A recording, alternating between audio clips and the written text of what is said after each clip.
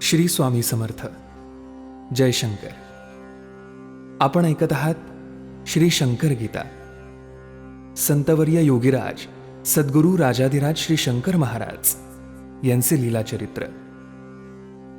महाराजांच्या इच्छेनेच आपण हे ऐकत आहात. महाराजांची कृपादृष्टी आपल्यावर आहे. महाराज हसून दोन्ही हातांनी आपल्याला आशीर्वाद देत आहेत असं चित्र डोळ्यासमोर आणा आणि त्यांचं स्मरण करा. जय शंकर. अध्याय 6. महाराजांचे स्मरून चरण, शरीराचा प्रत्येक कण न कण बहरून येई म्हणून शरण. महाराजांच्या चरणी मी वंदन करतो पुन्हा पुन्हा. फुटतो चरित्र लिखाणाचा पान्हा. उभा राहून शंकर कान्हा, शंकर गीता सांगती. शंकर महाराज शंकर गीता सांगतात मी दर्शन घेता. तेच करता करविता नाम मात्रही नसे मी. मी लिहिले चरित्र याचा पुरावाही तिळमात्र. नसे मजजवळ मी अपात्र म्हणून कैसे लिहिले मी. दिसता महाराजांचे चरण, करावे त्यांना वंदन. श्रद्धेने मनापासून एवढेच मला येत असे.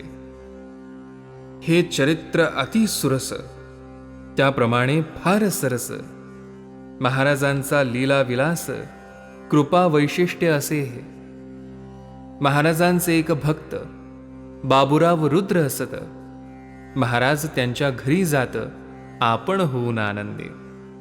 स्वतः महाराज चहा करीत, पाणी 2 कप ठेवीत. चहा तयारही असे होत, उतरून खाली ठेवला. तेवढ्यात तेथे काही भक्त दर्शनासाठी मुद्दाम येत. त्यात एक वेदांती पंडित प्रथमच आला दर्शना. आपण शास्त्रे जी वाचली असती, त्यांची प्रत्यक्ष अनुभूती देणारे कोणी मज भेटती. पंडितांची शंकाही. 21 माणसे सारी असत. महाराज सर्वांना चहा देत. शिल्लक 1 कप राहत. महाराजांनी घेतला तो. महाराजांस पाहून पंडितांच्या कपाळी आठ्या पडून, कुठले मम प्रश्नाचे याला ज्ञान. अहंकार त्याचा पेटला.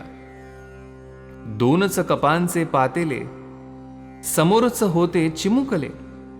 सर्वांचे चहापान झाले. 22 लोक सर्वही.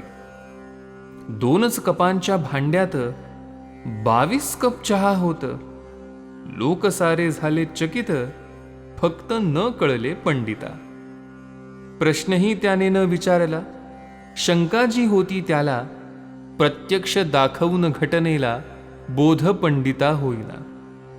म्हणून महाराज पंडिता सांगत, तोंडात आणि नाकात एकाच बोटाचे अंतर असत. बोट लावून पहा की. नाकावर बोट ठेवूनी, मिशीवर पीळ देऊनी, मनुष्य नेहमी बोलत असूनी त्याच्या या कृतीतून. तो आपला अहंकार व्यक्त करतो वारंवार. किती किळसवाणा हा अहंकार तुम्हा माहीत आहे का. नाक शिंकरून महाराजांनी मोठा बेडका काढूनी, हातावरती तो घेऊनी चटकन तोंडात टाकला. पाहून किळसवाणा तो प्रकार शहारे आले अंगावर. इतका घाणेरडा हा अहंकार. महाराज पंडिता म्हणाले. पंडित अगदी सर्द झाला. अहंकार त्याचा गळाला. घडल्या घटनांचा बोध झाला. अभिमान त्याचा मावळला. प्रश्न शंका न विचारता उत्तर मिळाले घटना घडता. महाराजांचे चरण दिसता, चरणी मस्तक टेकवी. बाबूराव रुद्र उभे असत. महाराज तोंडातील एक एक दात काढून समोर ठेवीत. सर्व दात काढले. संध्याकाळी रुद्र पाहत, महाराजांच्या तोंडात सर्व दात अगदी पूर्ववत. रुद्र चकित जाहले. एकदा आप्पा बळवंत चौकात महाराज टांगा बोलवित. बसता 2 थोबाडीत दिल्या टांगेवाल्याच्या. टांगेवाला गप्प बसत. कोणी अलौकिक व्यक्ती दिसत, टांगेवाल्यास वाटत सिटी पोस्ट येताच. घड्याळ्याचे दुकान असत, खान साहेबांचे प्रख्यात, तेथे महाराज उतरत, टांगेवाल्यास जा म्हणती. पैसे न देता जा म्हणत, टांगेवाला तसाच जात. टांगेवाल्याच्या जीवनात बदल झाला त्यामुळे. महाराज थोबाडीत देत म्हणून चांगले दिवस दिसत, टांगेवाल्याची खात्री होत फक्त बनला निस्सीम. गणेशोत्सव मिरवणूक पुण्यात जोरात अगदी असे निघत. महाराजांचे एक भक्त वासुदेव पंडित घरच्या पत्र्यावर चढून वरती शिडी ती ठेवून एका लहान मुलास घेऊन वरती चढू लागले. तोच शिडी उलटली, मंडळी सारी घाबरली, दोघेही मरणार ओरडली. तोच धावले महाराज. महाराजांनी शिडी धरली, तशीच जमिनीवर टेकविली. दोघेही जमिनीवरती पडली, अगदी सुखरूपपणेच. इतक्या उंचावरून पडले, नुसते थोडेही न खरचटले. महाराजांनीच त्यांना वाचवले. अगाध लीला कशी पहा. डॉक्टर भोई प्रवासास मोटारसायकलवरून जात. एक म्हैस आडवी येत रस्त्यामध्ये अचानक. आता होणार अपघात म्हणून सायकल वळवीत डॉक्टर शेजारच्या शेतात जात. तोच तेथे नाग उभा. एक अपघात चुकविला, दुसरा अपघात समोर आला. नागराज डोलू लागला, फणा काढून पाहत. एवढा मोठा नागराज कधी न पाहिला तिसे आज. तेच आहेत महाराज, डॉक्टरांनी जाणले. नागराजास वंदन केले, नागाने ते स्वीकारले. नागराज मग गुप्त झाले, चकित झाले डॉक्टर. नागराजांच्या रूपात महाराज आज दर्शन देत, अशा या आनंदात मोटारसायकल वळवली. डॉक्टर येता रस्त्यावर महाराज प्रकटले समोर. आता पाहिला जो नाग भयंकर, तसेच दिसले महाराज. महाराज रोखून पाहत, त्यांच्या नजरेतून स्पष्ट कळत, आत्ताच पाहिलेला जो नाग असत तोच आम्ही आहोत. डॉक्टर भोई चकित झाले. नशीब केवढे आले भले, ज्यांना शंकर महाराज दिसले, भाग्यवान ते खरोखर. गोसावी महाराजांचे भक्त एके दिवशी काय घडत, त्यांना भव्य विशाल रूप दिसत महाराजांच्या ठिकाणी. अहमदनगरला महाराज जात, कबरी जवळ ते बसत. मुसलमानांची श्रद्धा असत महाराजांवरती खरी. महाराजांच्या ठिकाणी अनेक दर्शने मुसलमानांना होत. बडे आदम मालिक म्हणत महाराजांना सर्वते. महाराजांनी सोलापूरला यज्ञ एक सुरू केला. एक भाविक मुका यज्ञाला येता बोलू लागला. सशक्त बॅरिस्टर पुण्यात महाराजांची चेष्टा करत. महाराजांनी आपल्या गुडघ्यात पकडून त्याला ठेवले. महाराज तर कृश अत्यंत. बॅरिस्टर धिप्पाड असत. बोबळी वळली पकडीत, शरण आला महाराजा. डॉक्टर खरे दर्शन घेत, महाराजा आशीर्वाद देत. खरे यांना प्रत्यक्ष दत्त दिसत महाराजांच्या ठिकाणी. महाराज गेले नाशिकला. भक्तांनी मग विचार केला, जाऊ त्र्यंबकेश्वराला गहिनीनाथांच्या दर्शना. ज्ञानेश्वर गुरु निवृत्तीनाथ, निवृत्ती गुरु गहिनीनाथ. गहिनीनाथ समाधी असत त्र्यंबकेश्वर क्षेत्रात. महाराज म्हणाले, तुम्हास घडू नये जाण्याचा सायास आज रात्री येथेच येण्यास साक्षात त्यांना बोलवितो. लोकांचा विश्वास बसेना, म्हणती बोलवा गहिनीनाथांना. महाराज जागविती लोकांना. 1 वाजला रात्रीचा. प्रचंड आवाज ऐकू येत. अल्लख मोठ्याने गर्जना होत. आवाजाने झाले भयभीत. महाराज गेले खोलीत. अत्यंत तेजस्वी प्रकाश पडला. एक नाथपंथीय पुरुष आला. भव्य अत्यंत तेजस्वी भला. तोही गेला खोलीत. आवाजांनी अन तेजांनी सारे गेले घाबरुनी. तोंडावर पांघरुण घेऊनी निजले स्वस्थ भिवूनी. पहाट होता सारेही गांगरून गेले भीतीने. महाराज आले खोलीतुनी. म्हणती, का हो घाबरला?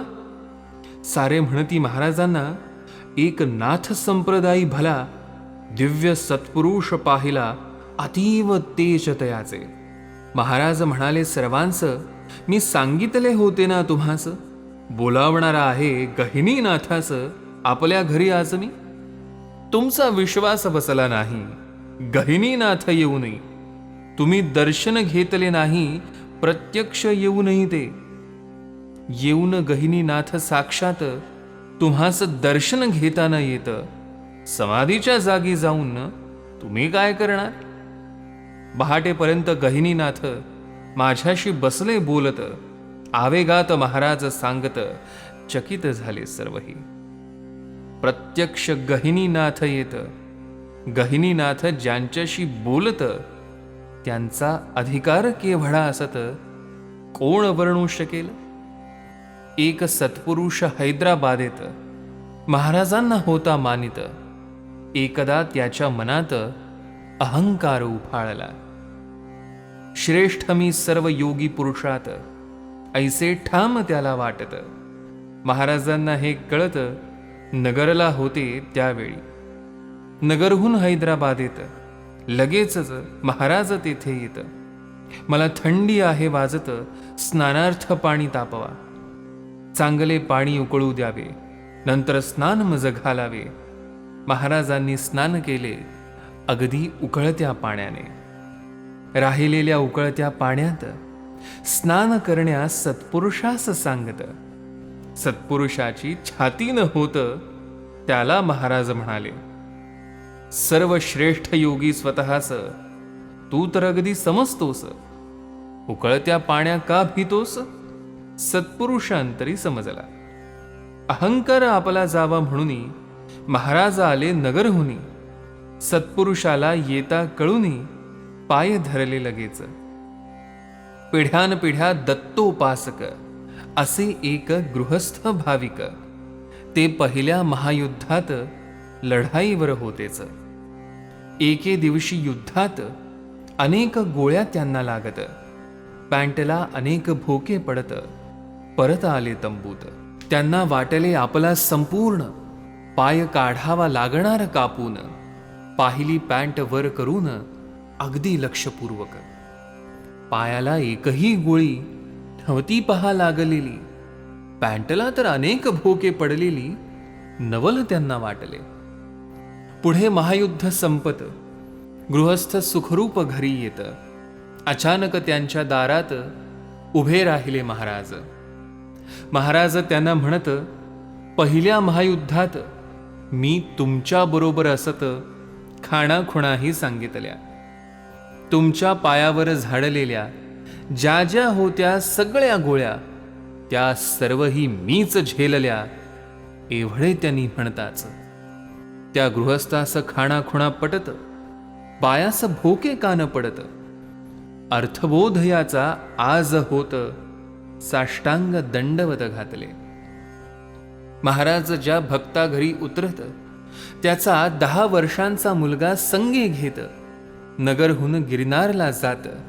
भक्ता समवेत महाराज गिरनार पर्वताच्या पायथ्याशी आले मध्यरात्रीशी. गिरनारच्या रांगा आकाशाशी हितगुज होत्या करीत.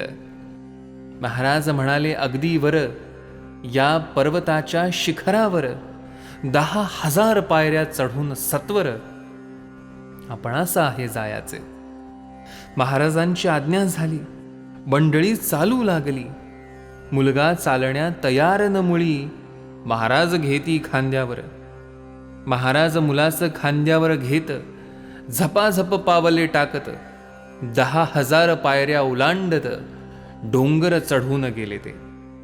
अगदी अर्ध्याच तासात शिखरावर दत्तात्रेय स्थान असत. तेथे महाराज जाऊन बसत. लोक होती चकित. ज्यांना मदतीशिवाय चालता न येत, ते मुलाच खांद्यावर घेऊन चढत. 10,000 पायऱ्यांचा पर्वत शक्ती कसली म्हणावी. गिरनार पर्वतावर महाराज जात. अल्लख ऐसे पुकारत. शेकडो साधू तेथे जमत. मुलगा चकित झाला. अगदी काळोख येथे असत. ठिकाण उंच अत्यंत शांत. साधू कोठून कसे येत, कोडे कसे कळणार. महाराज गिरनार पर्वतावर 8 दिवस राहत. सारखे पर्वतावर हिंडत, निसंकोच चोहीकडे. अनेक वाघांच्या समवेत एकदा महाराज होते हिंडत. पंचमहाभूते ज्यांच्या ताब्यात, त्यांना भीती कशाची. हिंडून महाराज आले. वाघ सारे निघून गेले. हे सर्वही ज्यांनी पाहिले, अवाक बनले फक्त ते. गिरनारहून निघताना महाराजांच्या आले मना. जेवण द्यावे साधूंना, शंख फुंकला लगेच. दत्तात्रेयांच्या स्थानाजवळ स्वयंपाकाची जागा असत. कणकीचे गोळे भाजत. दुसरा पदार्थ भजी हा. महाराजांनी शंख फुंकला. साधूंचा मग लोंढा आला. सारे बसले जेवावयाला. प्रशस्त जेवण सर्वांचे. कणकीचा गोळा एवढा मोठा, मोठ्या नारळा एवढा. 1.25 ते 80 खावयाचा गोळे साधू प्रत्येक. भक्त करीती विचार, एका गोळ्यात आपण ठार. 80 गोळ्यांचा यांचा आहार, केवढा प्रचंड आहार. एकाचा प्रश्न साधूस तसा, एवढा तुमचा आहार कसा. प्रश्न ऐकून त्याचा तसा. साधू त्याला म्हणाले, जेव्हा येतात अवधूत, तेव्हाच आमचा आहार असत. एरवी आमचे खाणे असत, वायू भक्षण सर्वदा. दुपारचे 12 वाजत. भोजन पंक्ती सुरू होत. स्वतः महाराज वाढत. तृप्त साधू होतात. अगदी मध्यरात्रीपर्यंत सारख्या पंक्तीच चालत. एकूण किती पंक्ती होत, किती साधू जेवले. अन्न किती ते लागले. अन्न कोणी शिजविले. धान्यही किती लागले. दिले कोणी धान्य हे. धान्यही कोणी आणले. गिरनारवर कसे नेले. स्वयंपाकासाठी सामान सगळे कोणी कसे आणले. साधूंना कोणी बोलावले. साधू होते हे कुठले. साधूंना हे कसे कळले. कशी भोजन व्यवस्था. एवढ्या पंक्ती वाढल्या कुणी. पाने काढणे मांडणे केले कुणी. स्वयंपाक पात्रे आणली कुणी. व्यवस्था काय पाण्याची. रात्री प्रकाश व्यवस्था काय असत. कोण कशा रीतीने करीत.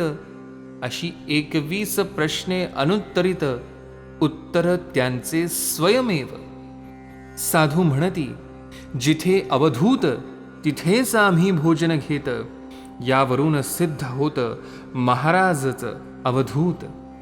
येणाऱ्यांची जी भाषा असत, महाराज त्याच भाषेत त्या गृहस्थाशी बोलत. चकित होई येणारा. चरण महाराजांचे स्मरून चरित्र चालले हे गहन.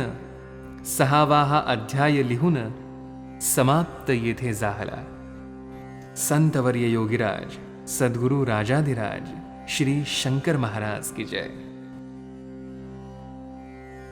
या अध्यायातील कोणती ओवी आपल्याला भावली, यातलं काय हृदयाला भिडलं, हे कमेंट करून नक्की कळवा. श्री स्वामी समर्थ. जय शंकर.